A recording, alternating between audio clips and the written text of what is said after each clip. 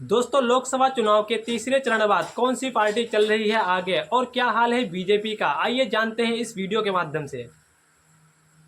तीसरे चरण में 10 राज्यों और एक केंद्र शासित प्रदेश की 93 सीटों पर वोटिंग हुई।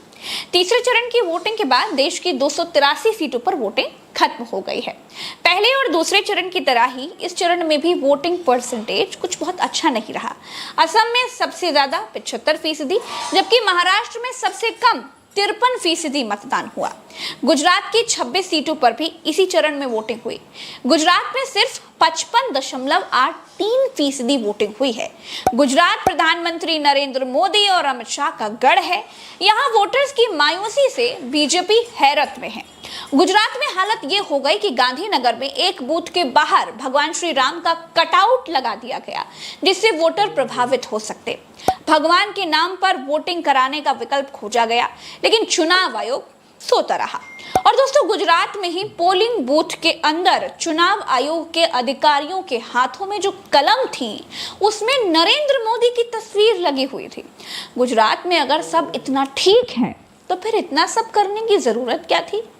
खैर, और जब 400 सीटें आ रही हैं तो फिर इतना डर किस बात का है, वो भी गुजरात में।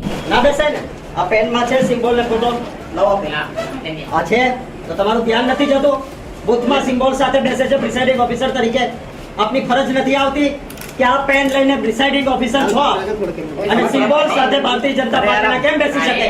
महाराष्ट्र में तो बीजेपी की एक महिला नेता मैडम जी बूथ में ईवीएम मशीन की पूजा करते हुए नजर आई। अब ईवीएम के आगे अगर कोई नमाज अता करता तो शायद चुनाव आयोग जागता, लेकिन चुनाव आयोग यहां भी लुप्त रहा। देश में कुल 60% मतदान हुआ है और बढ़ेगा तो 65% तक जाएगा। अब लेकिन चुनाव आयोग जिस तरह से 10 दिन के बाद वोटिंग प्रतिशत का डेटा फाइनल बताकर अपलोड कर रहा है, उसका आंकड़ा मैं आपको नहीं दे पाऊंगी, क्योंकि हो सकता है कि वो आंकड़ा बीजेपी की जरूरत के हिसाब से आता हो, जरूरत के हिसाब से वोट प्रतिशत फाइनल होता हो। खैर, मैं चुनाव आयोग की ईमानदारी और कर्तव्यनिष्ठा पर भरोसा करने वाली पत्रकार हूं कि जानती हूं चुनाव आयोग हर हाल में नमक का कर्ज अदा करेगा ही करेगा। दोस्तों, उत्तर प्रदेश में सबसे ज्यादा वोटिंग संभल में हुई। संभल मुस्लिम बाहुल्य सीट है। यहाँ शाम 5 बजे तक 62% मतदान हुआ, जबकि सबसे कम बदायूं में वोटिंग हुई। यहाँ प्रत्याशी आदित्य यादव चुनाव में हो रही धांधली के खिलाफ धरने पर बैठ गए। उत्तर प्रदेश में कुल वोटिंग 5 बजे तक 55% हुई। यूपी में 10 सीटों पर हुई वोटिंग में पार्टियों से ज्यादा तो पुलिस लड़ती नजर आई। पुलिस की सारी भिड़ंत विपक्ष के प्रत्याशियों से होती रही। बदायूं में यहां तक आरोप लग गए कि पुलिस ने विपक्ष के प्रत्याशियों की पर्चियों में पानी डाल दिया। मैनपुरी, बदायूं और संभल, ये वो 3 सीटें थी जहां सबसे ज्यादा शिकायतें आई। मैनपुरी में अलग अलग बूथों पर बूथ कैप्चरिंग की शिकायतें विपक्ष की तरफ से की गई। कई सपा के बूथ एजेंटों को भगाने की भी खबरें आई। दोस्तों, फिरोजाबाद में करीब 42 फर्जी वोटर्स पकड़े गए। संभल में सबसे ज्यादा शिकायतें आई हैं। यहाँ मुस्लिम महिलाओं के पास आधार कार्ड होने के बावजूद उन्हें वोट डालने से रोका गया। ये आधार कार्ड नकली बता रहे हैं। हम सुबह से आए हैं, अभी आए हैं घर का काम निपटा के, तो हमें अंदर ही नहीं जाने दे रहे। सब वोट हमें डालने इतने हो सका हमें नकली हुए हैं। ये वोट नकली आ गए हैं। अपना काम छोड़ के आ रहे हैं। दिखवा दो सारे प्रूफ हमारे पास 50 वोट इन्होंने वापस कर दी, इन्हें दिखा के। अच्छा, क्या कह रहे हैं ये? कह रहे हैं नकली तुम्हारी नकली बता रहे हैं। आधार कार्ड दिखाना। लो, ये कह रहे हैं नकली है, हमारा राशन कार्ड भी आएगा। चलो आधार कार्ड खत्म कर दिया, पहचान कर रहे हैं।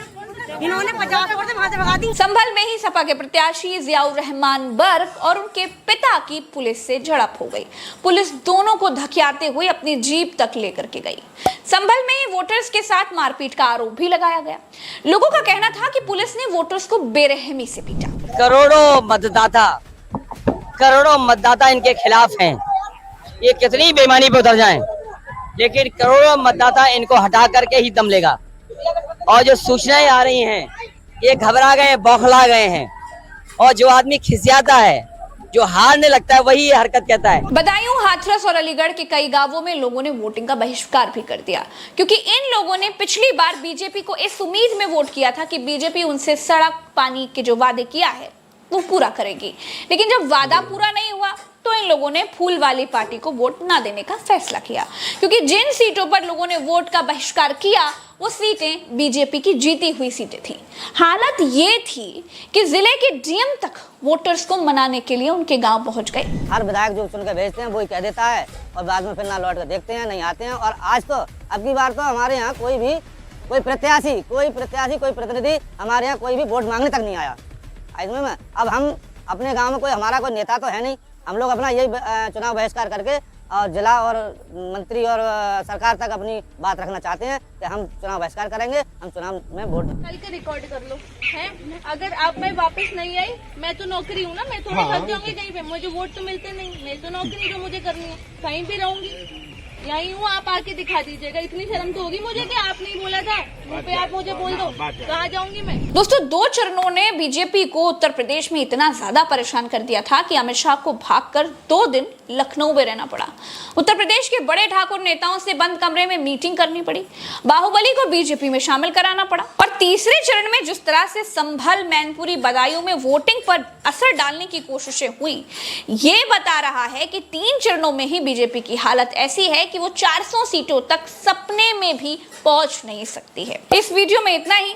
चैनल को सब्सक्राइब करके जरूर जाइएगा, क्योंकि हो सकता है कि आप कभी अपने कामों में व्यस्त हो और अपने प्रज्ञा के पन्ना का एनालिसिस आप ना देख पाएं। तो इसके लिए जरूरी है कि आप चैनल को सब्सक्राइब जरूर कीजिए, क्योंकि अगर आपने चैनल को सब्सक्राइब नहीं किया तो आपका जो प्यार है वो हम तक नहीं पहुंच पाएगा।